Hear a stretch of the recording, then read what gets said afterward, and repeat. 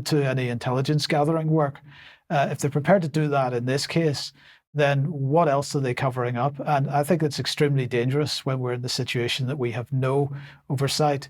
Now, we can talk in extra, Charles, because obviously you have been in the police, about whether or how much of a problem it is for agencies if they can't behave in certain ways if they're evidence gathering. But we'll keep that for extra, that conversation.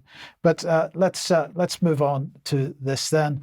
Another issue that the Labour government is facing is overcrowding in our prisons. And of course, they're already announced that they're going to start releasing prisoners. They have, yes. So, here we go again, because this, of course, is a topic that's been effectively in the news since the Victorian era, where the number of people that are effectively consigned to internment is increased. But here we go. The comment from Charlie Taylor, the Chief Inspector of Prisons, just last week. And of course, it's concerned really with the political capital that's attempting to be scored on this basis. But within his comment, he has effectively said that it was at a point where no decision could really be taken without any risk, which I suppose is a fairly obvious part of decision-making process. But this notion of risk and people being described as risky offenders. So the idea is that people would be released at the point of having served 40% of their sentence.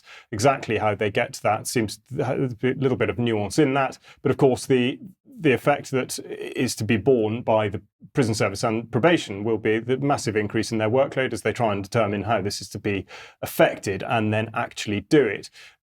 Taylor then says it's to break the cycle of reoffending and to protect the public from future harm. Of course, all perhaps noble goals, but nonetheless, they do deserve further investigation and scrutiny. And just prior to this, on the 8th of July, the House of Commons Library produced statistics on the prison population. But I think the first thing I'd like to draw your attention to is how wildly inaccurate the government are when it comes to forecasting this sort of thing. So it might not be particularly clear, but there's a dark green line that shows the actual prison population, how it's fluctuated over the last 10 years or so.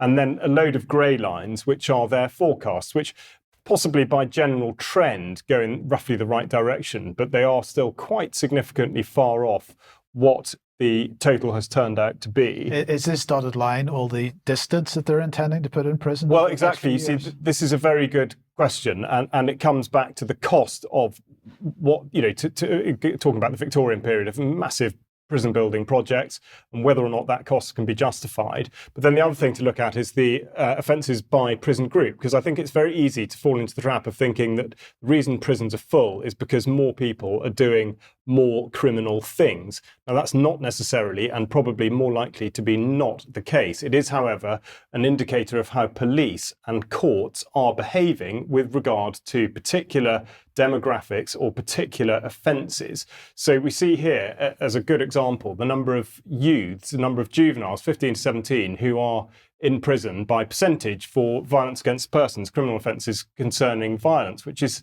well over 50%, so an enormous percentage of them. Of course, for adults, the big ones are violence against persons, sexual offences, and drugs. But of course, it's introducing this notion of risk if they are back on the street.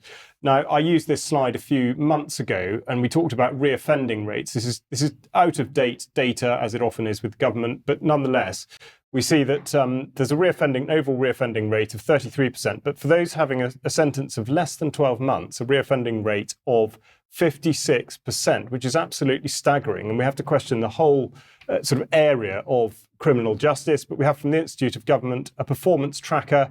And again, a graph, statistics sort of being used to demonstrate that something went right and then wrong again. So the change of methodology in terms of violence within prisons.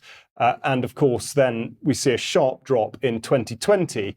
So they ascribe this, well, first of all, some of the issues in prisons are that prisons are in many cases kept in cells for up to 22 hours per day.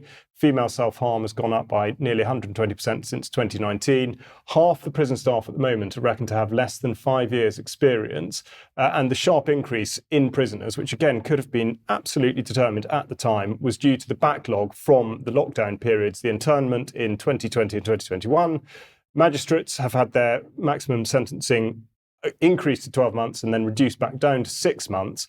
And staff believe, this is an interesting one, staff believe that violence is reduced by confinement. So effectively, the decrease that was seen in the lockdowns has been used as a way in which to suggest that actually this is a sensible thing to do with prisoners because it reduces the workload of the prison service and it contains violence within the prisons. Now, I want to also make mention in the King's speech of the push of the expression of anti-extremist rhetoric and the work in particular that Lord Walney has been doing on this, and the suggestion that there are many, many people who are effectively worthy of prison time, Sam Melia being one that we've highlighted. But now what? What are they going to do? And the reason I talk about this is because we have a defence review going on. We're talking about conscription. We're talking about national service. What is going to happen to people that need prison spaces, or we're told need prison spaces, but they don't have prison spaces for? Very good question. Okay,